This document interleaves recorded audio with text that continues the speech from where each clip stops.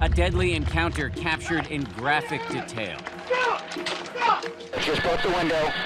Two officers responding to a 911 call reports of a man vandalizing cars. He's looking into another car. Overhead, a police helicopter, infrared video tracking the suspect. On the ground, shaky body cams pick up the frantic pursuit. As they close in, amid the chaos, one of the officers shouts, "Gun!" Show me your hands, gun! Seconds later, both officers open fire. Show me your hands, gun, gun!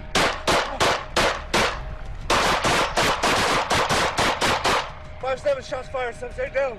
Leaving a haze of smoke and the 22-year-old suspect, Stephon Clark, dead in his grandmother's backyard, an iPhone, not a weapon, by his side. My baby was shot so many times. He was shot. No. The headlines came fast and furious. Social media ablaze. Unarmed black father of two is shot dead by cops. Police shot at a man 20 times in his own yard, thinking he had a gun. It was an iPhone. This latest incident adding to the already combustible national dialogue about police, race, and the use of deadly force. When they fired their service weapons, they believed that this individual had a firearm. But now, with the release of the police footage of the shooting, the case appears to have become far more complex. ABC News senior legal correspondent Sonny Hostin and I watched the footage together. It definitely looks like he's running here. Here we are, another shooting of an unarmed young black man. A lot of people are going to look at this and be outraged. What's your take? If this is a high crime area, these officers are already fearing for their lives. What I saw was officers that were scared, that were nervous, but were doing what officers do every single day, which is chase suspects and possibly put their lives on the line. How is it that they could mistake a cell phone for a gun? They did give him the opportunity to show his hands. We're talking about probably a dark object. It's dark outside. And what the law provides, Dan, is it doesn't have to be an actual threat. It doesn't have to be an actual gun. It only has to be that the police officer perceives the threat. So when he yells, "Gun, gun, gun," that could be their strongest defense in a courtroom. He perceived that it was a gun. And that's all that matters. Giving him the license to fire. Once again, the law says as long as an officer reasonably believes he or she is in danger, deadly force is justifiable. But experts say just because the officers may have feared for their lives does not mean this situation was handled correctly. Sir, shots fired, shots fired. Fear is not a calculation that officers should use as an excuse to shoot someone. To not let this person. ABC News consultant and retired Dallas Police Chief David Brown knows all too well the risks officers face every day. In 2016, he lost 5 of his officers after they were ambushed by a heavily armed man who opened fire at a protest in Dallas. When you have these multiple shots being fired, 20, 30 shots being fired at a subject, it leads one to believe there's an overreaction. The officers got too close, they didn't follow their training, and they failed to de-escalate the situation. But we can't go over there to get you help unless we know you don't have the weapon. Do you think these officers are going to find themselves in a court of law facing charges? I don't think so. I'm just looking at this.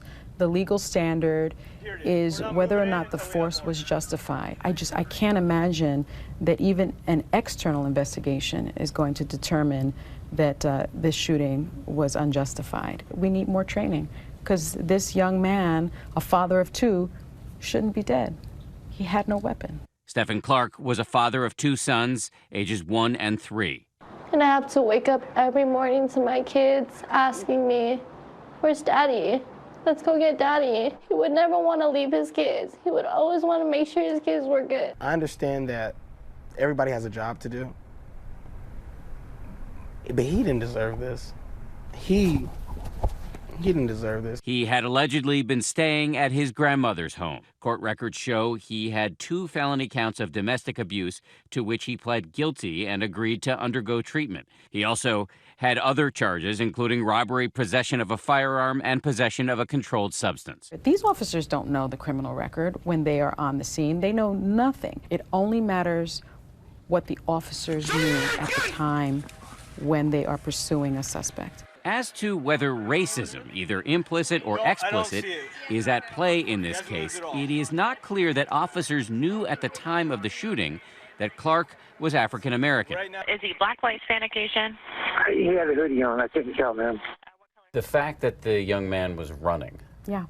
does he not have potentially some justification in being afraid Maybe of he's the police? afraid of the police. So, I mean, that he was running doesn't necessarily mean he was guilty of anything. No, it doesn't. And that's, I think, what's so difficult about the scene that we see over and over again. There are young black men that are just simply afraid of the police because you see the statistics of young black men being killed disproportionately from other people in the population. What would you say to people of color who are afraid of the police?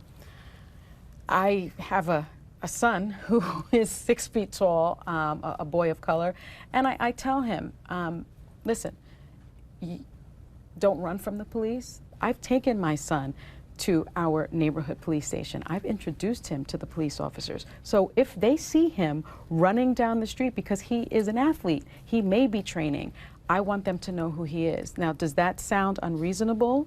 To some, perhaps, but that is what I do to make sure that my son is not harmed by the police because of this implicit bias that exists. The two officers who shot Clark have not been identified, but they have both had years of training, and they are both now on paid administrative leave. You know, this is a very tragic situation, and, you know, for the family and for our officers as well. Just broke the window, running south. Sacramento police say the officers in the helicopter witnessed Clark break a glass door before they told units to move in. They also released a statement saying, in part, the officers gave the suspect commands to stop and show his hands. The suspect turned and advanced toward the officers while holding an object which was extended in front of him. The officers believed the suspect was pointing a firearm at them. Fearing for their safety, the officers fired their duty weapons, striking the suspect multiple times. Let's step away from the details of this case for a moment. Where are we as a country now that we have this accumulation of cases like this? We're in a place now where there is this fundamental distrust between the police and the communities they police. When you have the community that's being policed so afraid of possibly being killed by the neighborhood police officer, it's a recipe for disaster. Black Lives Matter! Tonight, as the police continue their investigation, yet another community in America reacts with shock and anger. Shut it down! If we don't get it! Shut it down! If we don't get it! Shut it down! As we said, a combustible national debate, and one we will continue to cover here on Nightline. Hi, everyone. George Stephanopoulos here. Thanks for checking out the ABC News YouTube channel. If you'd like to get more videos, show highlights, and watch live event coverage, click on the right over here to subscribe to our channel. And don't forget to download the ABC News app for breaking news alerts. Thanks for watching.